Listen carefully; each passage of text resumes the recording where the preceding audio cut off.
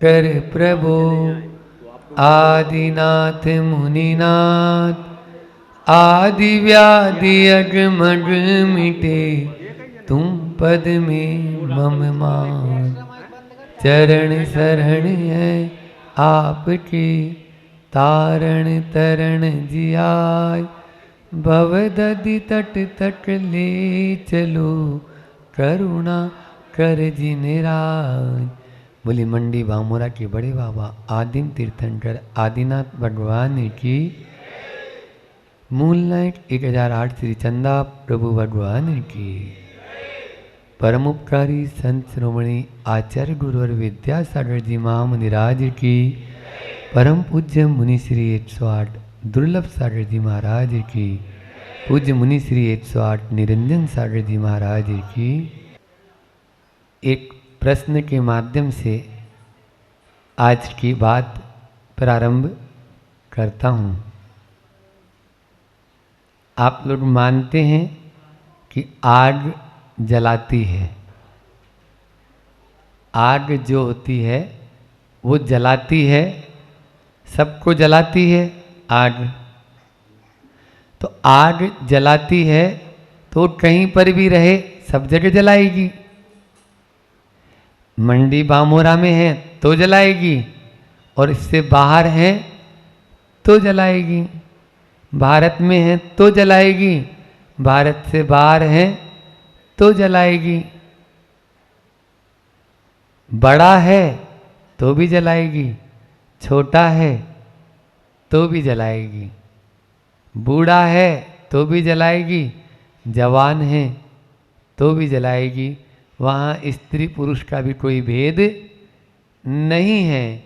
जिस प्रकार से आप लोगों ने बताया कि आग सर्वत्र जलाती है, वैसे ही कसाई भी कहीं पर भी करो वो तो जलाएगी।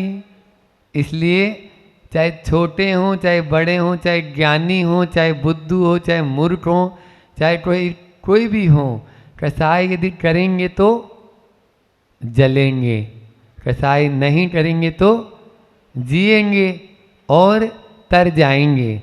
यही अपनी विगत दिनों से इन्हीं आशय के लेकर काफ़ी दिनों से अपनी कर्म के विषय को लेकर चर्चा चल रही है। आज भी अपन उसी के लिए बैठे हैं। तो कसाई जिस प्रकार से हमारे लिए हानिकारक है, हमने बताया कि कुछ कर्म ऐसे होते हैं जो हम करते हैं, कुछ कर्म ऐसे होते हैं जो उदय में आते हैं और उनको भोगते हैं। ठीक है ना। तो कर्म किया उस समय यदि हम सावधान हैं तो भी नवीन कर्म से बच सकते हैं, और जब उदय में आया उस समय सावधान हैं तो हम नवीन कर्म से बच जाएंगे, और जो उदय देकर जा रहा है वो भी हमारा पुराना भी अकाउंट खाली हो जाएगा, क्लियर हो जाएगा। क्योंकि नया तो अपन ने बांधा नहीं है, और पुराना जो था उस बैलेंस को हमने ख़त्म कर दिया है। तो इसी प्रकार से हम करते चले जाएं। आज आयु कर्म की बात है कि हम मनुष्य बने हैं। तो मनुष्य बने, कल तो अपन ने 2 दिन से कसाई के मोहनीय कर्म का लिया था, दर्शन मोहनीय और चारित्र मोहनीय, जो अपन को आचरण में आगे न बढ़ने दे, जो हमको नियम संयम न लेने दे, जो हमको यथाख्यात चारित्र अपने शुद्ध अनुभव का अनुभवन जो न होने दे, उन सब की चर्चा अपन ने कल चारित्र मोहनीय कर्म के माध्यम से कि तीव्र कसाय के माध्यम से ही हम उस आश्रव को कर बैठते हैं जिसके माध्यम से आगे नहीं बढ़ पाते हैं। आज हम मनुष्य बने हैं तो मनुष्य ही बना रहने चाहते हैं, कोई भी त्रियंच और नरक नहीं बनना चाहता है, अथवा देवगति भी बंधन की ओर ही लेके जाती है। देव बनना अच्छा है ऐसा नहीं है, क्योंकि अभी मार्ग वही है। आप ऐसा उपदेश मत समझ जाना कि क्योंकि स्वर्गापवर्ग दोनों मार्ग हैं, कि वरम व्रते पदम देवम ना व्रते व्रत नारकम। वहाँ इष्टोपदेश में बताया है कि आपको अशुभ की ओर नहीं जाना है, आपको पाप की ओर नहीं जाना है। पुण्य कमाकर देव बनना श्रेष्ठ है, पाप कमाकर नरक जाने की अपेक्षा। पाप को बांधकर नरक जाने की अपेक्षा से पुण्य को बांधकर देव जाना। नहीं तो कुछ लोग बोलते हैं महाराज जी बोल रहे हैं या देव नहीं, देव भी वो तो गति है और वो भी बंधन ही है, तो वहाँ क्यों जाएं? वहाँ भी हर तरह की कसाई होती रहती है, वहाँ तो और नहीं बच पाते हैं, संयम की लेस मात्र भी नहीं है वहाँ तो नहीं। लेकिन अभी वर्तमान में चाहे कोई भी हो, हम हों आप हों, मार्ग वही है, बीच का स्टेशन है, बस वो उद्देश्य नहीं है हमारा, है ना। उद्देश्य हमारा क्या है? मुक्ति को प्राप्त करना। लक्ष्य हमारा क्या है? धान की खेती करना, भूसे को प्राप्त करना नहीं। लेकिन भूसा नहीं मिले ऐसा चाहेंगे तो फिर धान कैसे सुरक्षित रह पाएगा? बोलो, धान को सुरक्षित रखने के लिए ऊपर छिलका भी तो होता है उसके ऊपर, तो इसलिए छिलका जो है वो है, ठीक है, बीच का रास्ता स्टेशन है, फिर आगे फिर अपन बढ़ जाएंगे। इस प्रकार से अब आज नरक आयु के बंध के जो आश्रव के कारण बताते हुए बहुत सरल शब्दों में आचार्य महाराज क्या कह रहे हैं? बहुआरंभ परिग्रह, हाँ, बहुआरंभ परिग्रहत्वम नारकायुष है। नारकायुष नरक आयु का बंध होता है। बहुत आरंभ और बहुत परिग्रह, दो शब्द आ गए, आरंभ और परिग्रह, सब जानते हैं, वैसे परिचित हैं। आरंभ जो है पाप की क्रिया, बहुत पाप बहुल क्रियाओं को आरंभ कहते हैं, और परिग्रह ममत्व भाव को परिग्रह कहते हैं। मूर्छा परिग्रह वहीं उसी में कहा गया है, तो मूर्छा भाव जो है हमारा परिग्रह है। दोनों के छोटे छोटे उदाहरण लेते हैं कि बहुत आरंभ, देखो आरंभ का मतलब होता है जितने भी आप लोग चाहे घर गृहस्थी में जो कार्य करते हैं वो सब आरंभ सारंभ कहलाते हैं ना। 5 प्रकार के सूना होते हैं, 5 पंच सूना होते हैं ना। कौन कौन से, कोई नाम बताएगा? चूल्हा, चाकी, ओंटली, बुहारी और हाँ, जिसको गिनोची बोलते हैं, इधर उधर परिंडा बोलते हैं। परिंडा मारवाड़ी में शब्द है परिंडा, है ना, तो वो परिंडा। तो ये 5 हो गए जहाँ पानी वगैरह रखते थे, अब तो फ्रिज आ गए। पहले जो मटकी वगैरह या कलश वगैरह रहते थे और शोर सुत्तट हो जाती थी तो वो बासन बदले जाते थे पहले और उनको साफ किया जाता था। लेकिन अब वो परंपरा, ये 5 सूना जिसके पास में हैं, हालांकि इस पर हम फिर कभी बोलेंगे, 5 सूना जिसके पास में वो साधु साधु नहीं है, और ये 5 सूना जिसके पास में नहीं है वो गृहस्थ गृहस्थ नहीं है। आचार्य श्री कहते हैं इन 5 सूना ही चले गए, ये 5 के 5 ही चले गए। आप देखो ना, हाँ, बुहारी का स्थान वाइपर ने ले लिया, चूल्हा का स्थान गैस चूल्हा लाइटर ने ले लिया है, परिंडा का स्थान जो गिनोची बोलते हो उसका फ्रिज ने ले लिया है ना। चाकी है तो मशीन वाली बटन दबाओ, मिक्सी आ गई, और खलबट्टा वाले सब चले गए, बट्टा बट्टा हो गया, पूरा ही बट्टा हो गया अपना। हाँ, तो ये जहर हो गए सारे के सारे। आप लोग बीमार हैं सब, तो क्यों बीमार हैं? इसी कारण से कि इन पंच सूना को छोड़ दिया है। वहाँ पे आते हैं अब सूना रंबाणाम इससे ते दानम, मतलब यानी दान किसको दें? तो जो अब सूना वाले हैं, जो सूना से रहित हैं, उनको दान दो, ऐसा बताया गाथा में आचार्य समंतभद्र स्वामी कह रहे हैं। तो यहाँ पर जो सब्जेक्ट चल रहा है अपना वो है कि बहुत आरंभ, आपके लिए आरंभ की छूट दी गई है, आपके लिए उद्योग की छूट दी गई है ना, आपके लिए विरोध करने की छूट दी गई है। 4 हिंसाओं में से 3 हिंसा करने की छूट। कोई होंगे ऐसे आचार्य, लेकिन महान तीर्थंकरों का ये दिल है जो तुम ये भैया इसमें छूट कर, लेकिन वो दिल ऐसा नहीं है। उद्योग में हिंसा हो मान्य है, लेकिन हिंसा का ही उद्योग हो जाए तो क्या मान्य है? उद्योग में हिंसा चलेगी? वो बोल रहे हैं, आचार्यों ने छूट दी कि तुम ऐसा कोई भी काम करेगा, तुम एक एक कदम भी उठाएगा तो वो होगा। तुम रोटी बनाएगा तो भी आरंभ है, करे बनाना पड़ेगा, नहीं बनाएगा तो खाएगा क्या, और साधु को क्या खिलाएगा तुम्हारे यहाँ आएंगे तो ये चीजें। लेकिन आरंभ, बहुत आरंभ नहीं होना चाहिए, बहु आरंभ। अब मान लीजिए आपने पोल्ट्री फार्म ही खोल लिया, आपने मान लीजिए फिश फार्मिंग असली आ गई, मछली पालन, इसको कृषि की उपमा दे दी, और वो भी मध्य प्रदेश सरकार ने भी दी है। आप लोगों को मालूम ही नहीं है, बजट जब आता है जब देखो उसमें क्या मछली पालन वो एक कृषि है? मैं आपसे ही पूछता हूं, बोलो वो खेती है? तो खेती कहाँ हमारे यहाँ खेती होती थी, अब इसको खेती। और आज जितने नेता बड़े नेता हैं उन सबके ये दोनों चीज मिलेंगे। क्यों? क्योंकि 100% सब्सिडी मिल रही है पूरे के पूरा, तो जो गवर्नमेंट से ऐड मिल रहा है वो पूरा का पूरा वहां जा रहा है। तो ये हमारे लिए बहुत हानिकारक है। इसलिए बहुआरंभ, यहाँ पे बहुत आरंभ है, ये आरंभ हमें नरक की ओर लेके जाएगा। बहुत आरंभ और बहुत परिग्रह नरक की ओर लेके जाएगा, ये कह रहे हैं आचार्य महाराज। और इस तरह का यदि अपन आरंभ करेंगे तो निश्चित रूप से वो नरक का द्वार है। दूसरा है परिग्रह। परिग्रह क्या है? ममत्व भाव, मेरा तेरा, है ना, थारी मारी, मारवाड़ी में बोलते ना थारी मारी चालती रहे।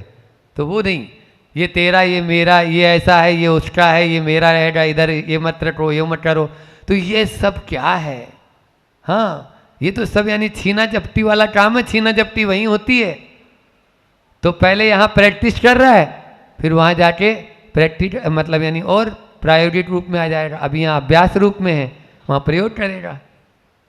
तो ये स्थिति है। ये एक बार क्या हुआ, एक जो है नोटर था, तो उस नोटर से एक घड़ी टूट गई। अब वो घड़ी जो वो सेठ था जिसके यहाँ काम करता था, वो उसको ब्याह में मिली थी, मतलब उसकी शादी में आई थी दहेज में।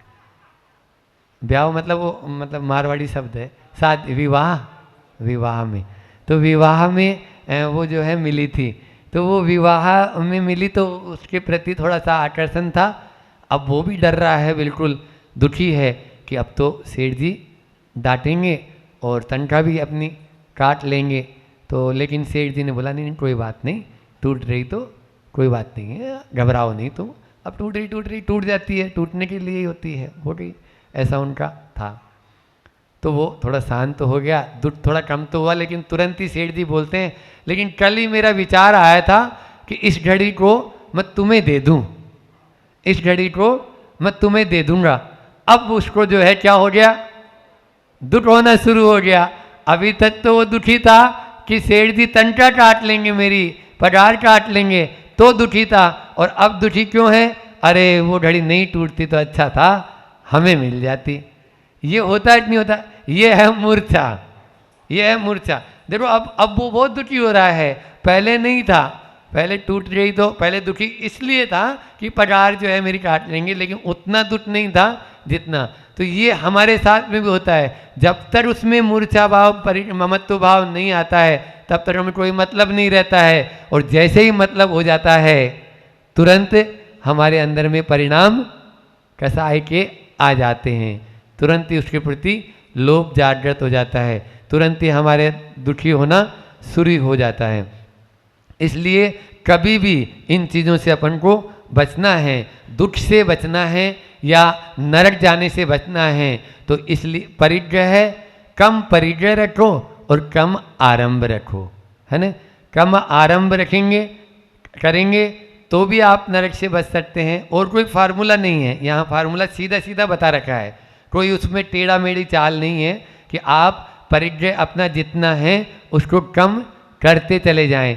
तो महाराज जी फिर क्या बाबा जी बन जाएं? हम ऐसा उपदेश नहीं दे रहे हैं, बाबा जी बनने वाला उपदेश नहीं दे रहे हैं। लेकिन उसके प्रति जो आपका आसक्ति भाव है, उसके प्रति जो दृढ़ता है, उसके बिना आप जी नहीं सकते हैं। सोने की चैन क्या गई, बेचैन हो गए, वो नहीं होना चाहिए। हाँ, चैन तो कितने की, थोड़े सी की थी, लेकिन बिल्कुल बेचैन हो जाएं तो वो भी नहीं होना चाहिए। चली गई अपना जितने दिन का, देखो किसी भी व्यक्ति और किसी भी वस्तु का साथ जितने दिन का है उतने दिन रहेगा, उससे ज़्यादा नहीं रह सकता है। इसलिए अपन को गाफिल होने की ज़रूरत नहीं। हाँ, जब तक वो आपके पास में है उसका सदुपयोग कर लो, उसका सदुपयोग कर लो, दुरुपयोग नहीं करें। जब तक वो है अपने पास में वो चीज़, ये भी बताया कारण, 3 कारण और बताए हैं कि जो चीज़ है उसका सदुपयोग करेंगे तो अपन नरक नहीं जाएंगे। अपना ईमान सस्ता और धर्म यदि महंगा लगने लगेगा तो समझ लो नरक जाने की तैयारी कर रहे हैं। लोग 2-2 पैसे में अपना ईमान बेच देते हैं। तो ये क्या है? ये है बहु आरंभ बहु परिग्रह। और तीसरा है जो दूसरों के त्याग भावना है, उसमें उससे ज़्यादा चीज़ों को जो है भाव दें, दूसरे के भावों को तो कम महत्व देना और वस्तुओं को। आज यही हो रहा है, यूज एंड थ्रो। आज भावना नहीं है, आज तो केवल उपयोग करो और फेंक दो। ये नई कल्चर चल रहा है। वो घर में जिस तरह से चीज़ों के साथ ट्रेड करने लगा है, वैसे पहले चीज़ों के साथ में भी ऐसा नहीं होता था, और अब वो पदार्थों के साथ में नहीं, लोगों के साथ में भी ऐसा ही ट्रीट करता है। जब तक काम निकलता है तब तक उसके चरण छूता है, और काम निकलने के बाद में उसको ही गधा बना देता है कि चलो बाहर बाहर कर देता है।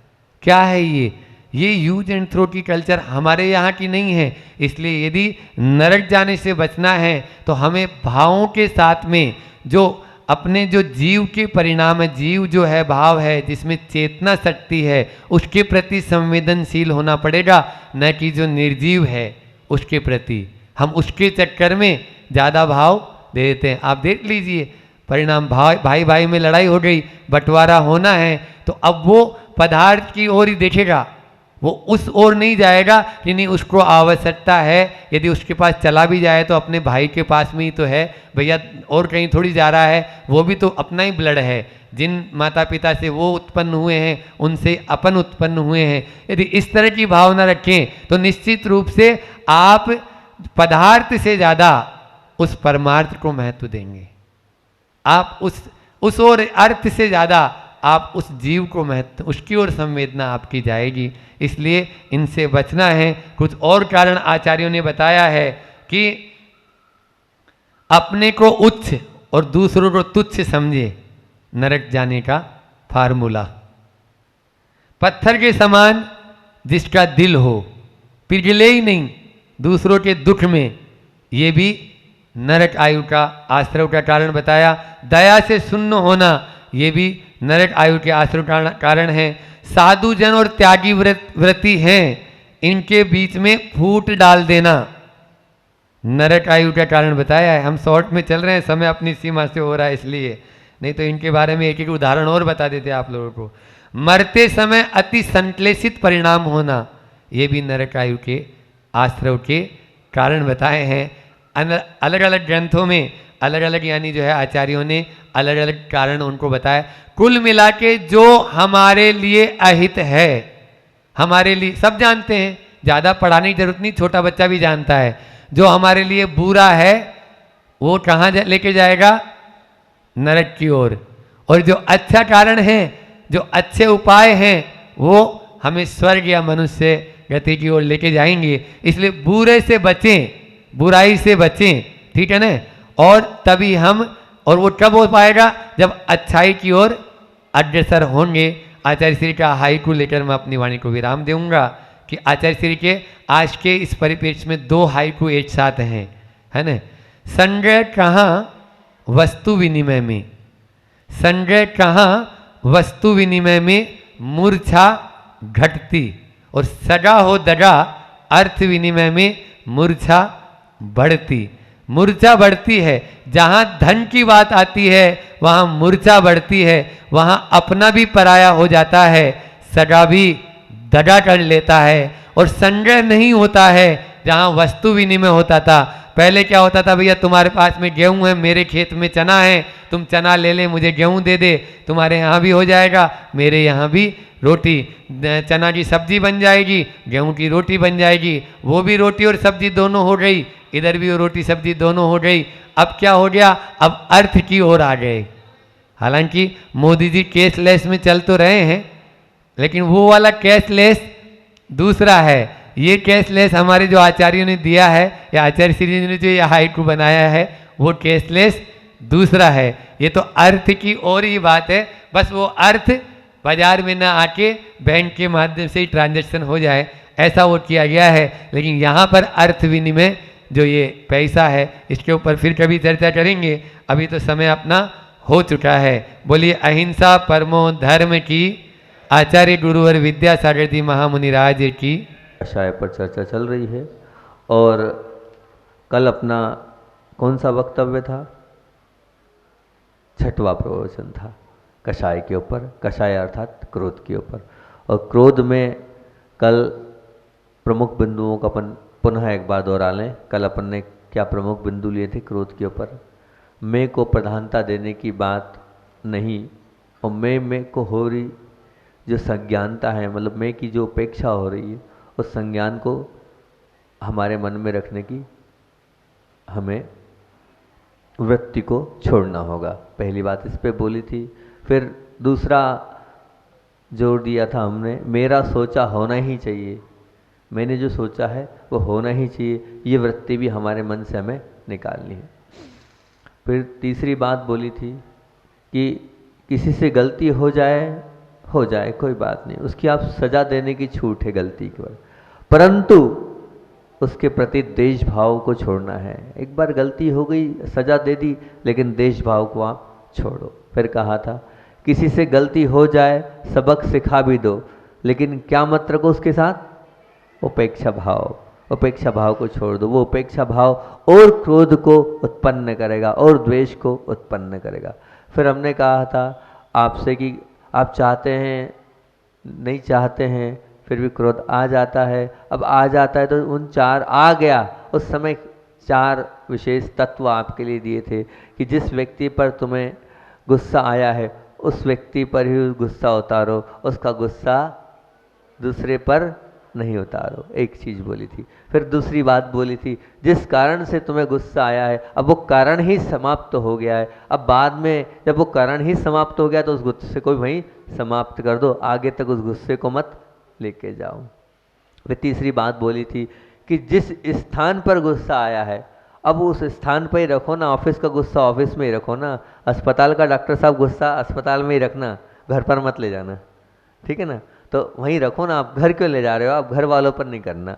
और फिर जिन संयोगों के माध्यम से आपको, चौथी बात विशेष थी कि जिन संयोगों के माध्यम से गुस्सा किया और आपको लग रहा है ये तो संयोग था, वैसा व्यक्तित्व नहीं है, वैसी परिस्थिति और आ रही है, तो आप उसको समझो और संयोग से दूर होकर स्वभाव को समझो। ऐसे चार प्रमुख बिंदुओं पर अपन ने कल चर्चा करी थी। अब फिर पुनः अपन उसी को आगे बढ़ाते हैं।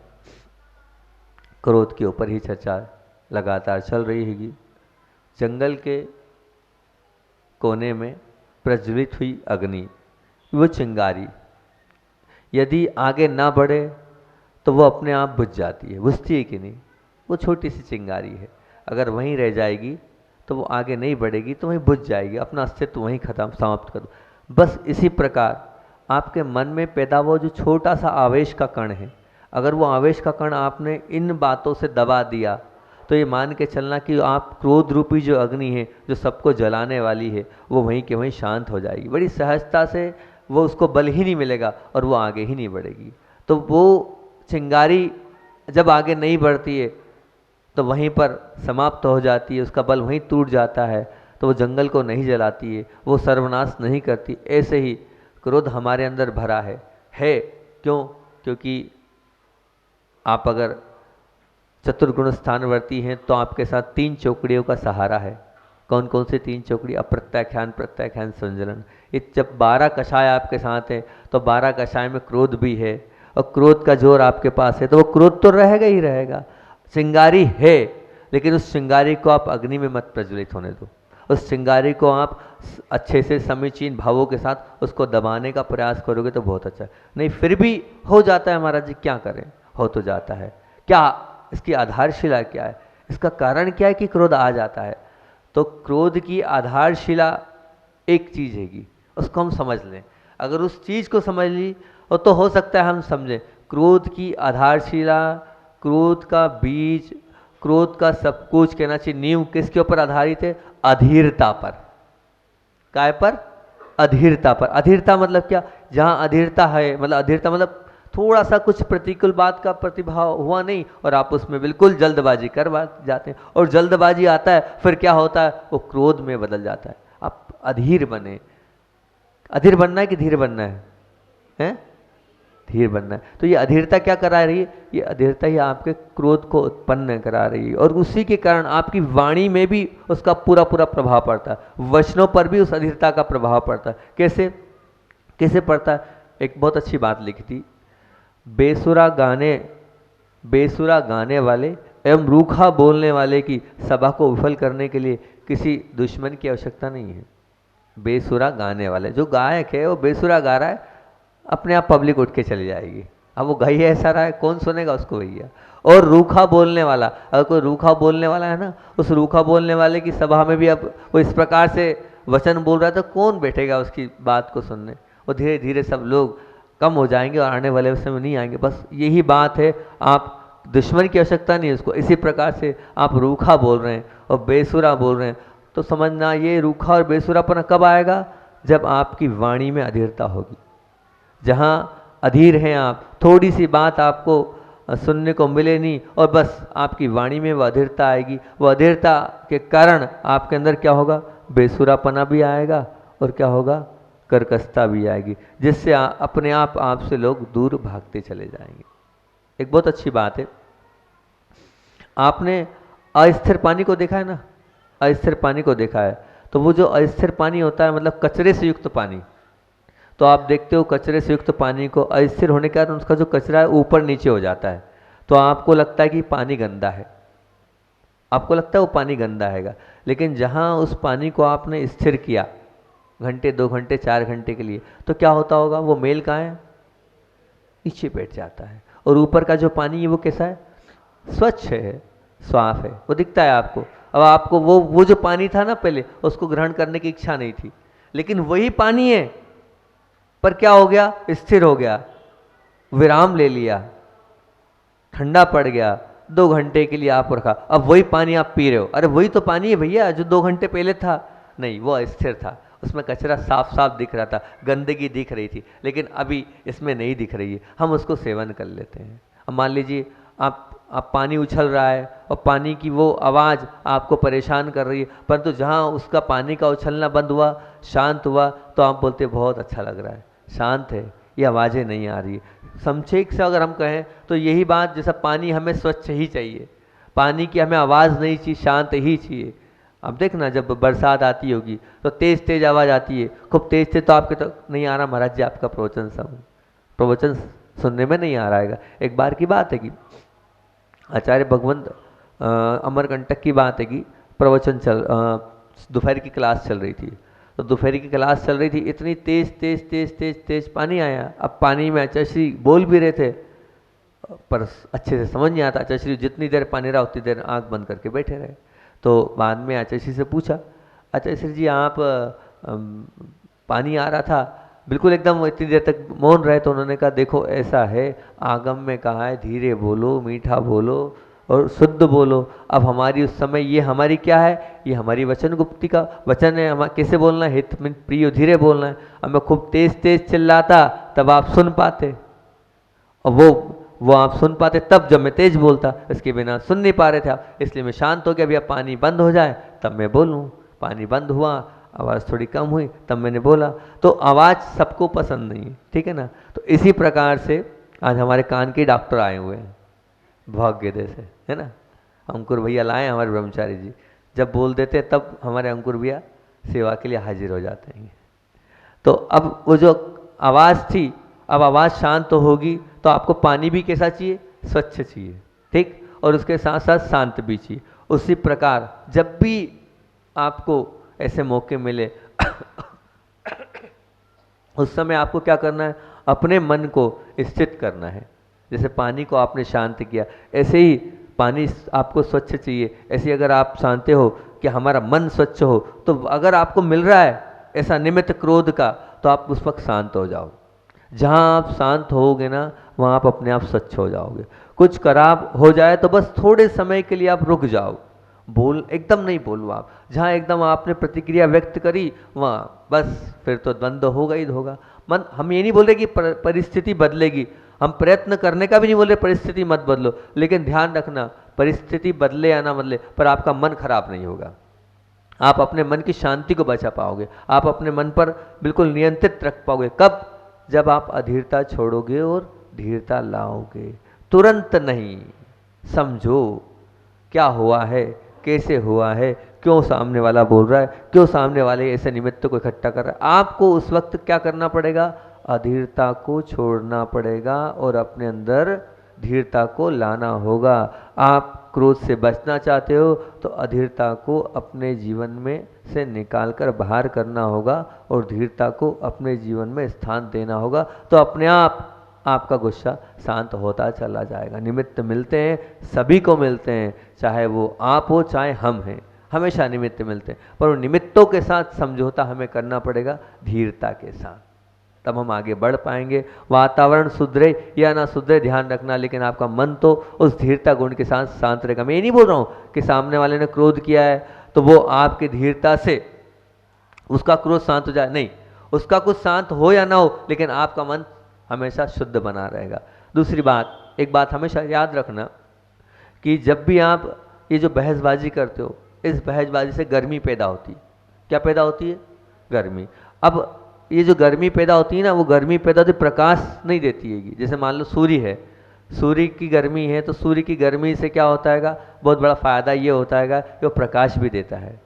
वो गर्मी तो देता ही देता है, साथ में आज प्रकाश भी देता है, तभी तो आप हम सब यहाँ बैठे हैं सूर्य की गर्मी में। तो सूर्य की गर्मी से गर्मी तो मिल ही रही है, प्रकाश भी मिल रहा है, परंतु ध्यान रखना ये जो बहसबाजी की गर्मी है ना, ये वो बहसबाजी की गर्मी है जो स्वयं को तो प्रतिकूल बनाएगी, व्याकुल बनाएगी, लेकिन सामने वाले को भी प्रतिकूल और व्याकुल बना देगी। ये बहसबाजी की गर्मी है। बिल्कुल सूर्य की गर्मी तो होती है ना, वैसे ही बहसबाजी की भी गर्मी हैगी। इस बहसबाजी की गर्मी को आपको शांत करना है, तो क्या करना है, सामने निमित्त मिले, आप क्या करो, उस निमित्त में अपने आप को धीरता रखो, सहन करने की सामर्थ्य रखो और उसे समझने का प्रयास करो। रुको तो, समझो तो, प्रकरण आप समझते नहीं हो और तुरंत आप सामने की प्रतिक्रिया करते हो, उससे ही क्रोध हमारा बढ़ता चला जाता। दूसरी एक बात, मुझे एक बात और ये समझ में नहीं आती है, सभी लोग बोलते हैं महाराज जी और शिकायत भी करते हैं, महाराज जी चाह कर भी हम क्रोध को नहीं छोड़ पाते हैं, क्या करें, क्रोध छूटता नहीं है। तो मैं आपसे पूछता हूँ कि चाय नहीं छूटे ये फिर भी एक बार समझ में, चाय छोड़ने की बात नहीं कर रहा हूँ, फिर भी चाय नहीं छूटे एक बार समझ में आता, क्योंकि आप लोगों का मानना है कि चाय से स्फूर्ति आती है, चाय से ताजगी आती है, चाय से हमारा सिर दर्द नहीं करता है और भी हमारे अंदर एनर्जी आ जाती, ये बात समझ में आती, ठीक है कोई बात नहीं, मत छोड़ो चाय। पर चाय, मैं नहीं कह रहा हूँ चाय मत छोड़ो, आपकी ऐसी धारणा है तो मत छोड़ो, वैसे चाय अच्छी चीज़ नहीं हैगी। दूसरी बात, गुटखा नहीं छूटता महाराज जी जो हम खाते हैं, क्यों, अब आदत बन गई है, अब क्यों, वो नशा है, ठीक है कोई बात नहीं, नशा है, मैं खाने का नहीं कह रहा हूँ, पर ठीक है उससे नशा है, आपके हो रहा है, आपकी तलब है, लगता है, शरीर मांग करता है, उसके बिना हम नहीं रह पाएंगे, आदत पड़ गई है, नींद नहीं आती है, सिर दर्द होता है, घूमते हैं, चक्कर आते हैं, होता है, ये समझ में आ रहा है, आपका गुटखे की ये बात आ रही है समझ में। महाराज जी पैसा भी नहीं छूटता, आप बोल रहे हो बड़े बाबा के लिए दान दे दो, वो भी नहीं छूटता हैगा।